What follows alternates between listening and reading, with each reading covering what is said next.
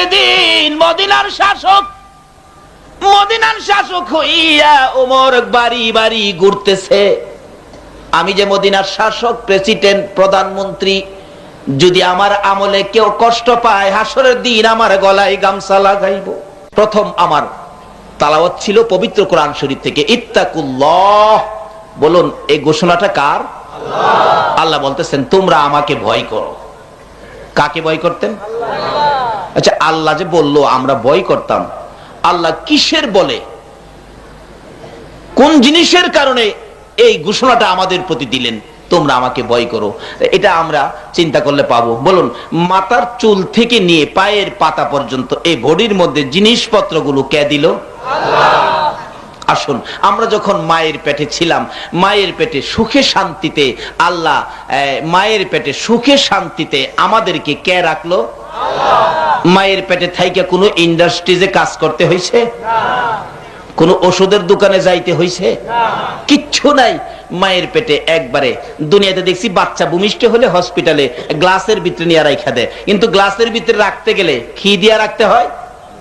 Oxygen. দেখছেন, সবাই জানে কি দিয়া রাখতে হয়। কিন্তু আল্লাহ যে মায়ের পেটে রাখছে, দুনিয়ার কোন অক্সিজেনের পাইপ লাগাইছে? আল্লাহকে বান্দারে আমারে ভয় করতি না? আমি যে তোর জন্য কত কিছু করছি, তুই তো একদিন হিসাব কইরা দেখলি না।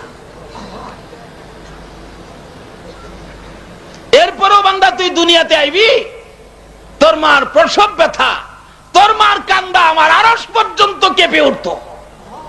বলুন মা কান্দতো কিনা? আরো জোরে কর। নতুন অবস্থায় যখন তোমার আমার মা সন্তান প্রসব করতে যাচ্ছিল, প্রথম দিনের ব্যথায় মা কারো কাছে কয় না। আমার আল্লাহ বলেন, মহিলারা রে, এই বাচ্চা পেটে লইয়া কষ্ট করেছো, বাচ্চা পেটে রাখা অবস্থায় 2 রাকাত নামাজ যেই মহিলা পড়েছে, আমি 80 রাকাত নামাজের নেকি দিয়া দিছি। বাচ্চা ভূমিষ্ঠ হওয়ার সময় মাদের কষ্ট হয়, হয় কিনা বলুন? কি কষ্ট হয়, আল্লাহু আকবার। আগে তো বুঝতাম না, এখন নিজের বিবি হয়েছে, নিজের বিবির বাচ্চা যে কিভাবে হয়, কি যে কান্নাকাটি, কি যে করে, কানে যখন আওয়াজটা আসে কলিজাটা চিপা মারে, কোথা গো না জানি আবার দুনিয়াতে বিদায় হয়ে যায়। কোন কোন মা এই সময় বিদায় হয় কিনা বলুন? মা একদিনের ব্যথা কারু কাছে কয় না, 2 দিনের ব্যথা জিহ্বা কামড়ায় সহ্য করে।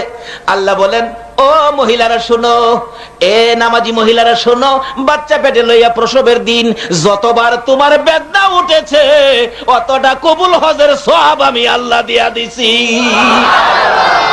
খুশ করলাম না আমার আল্লাহ যে আপনারে কি দেয়। 2 দিনের ব্যথা পার হয়ে গেছে, 3 দিনের দিন ব্যথা অস্থির হইয়া খালি বারবার দাঁতি লেগে যায়, জ্ঞানটা ফিরলেই ডাকি ঘরে কে আছো? আমার স্বামী কই? স্বামীরে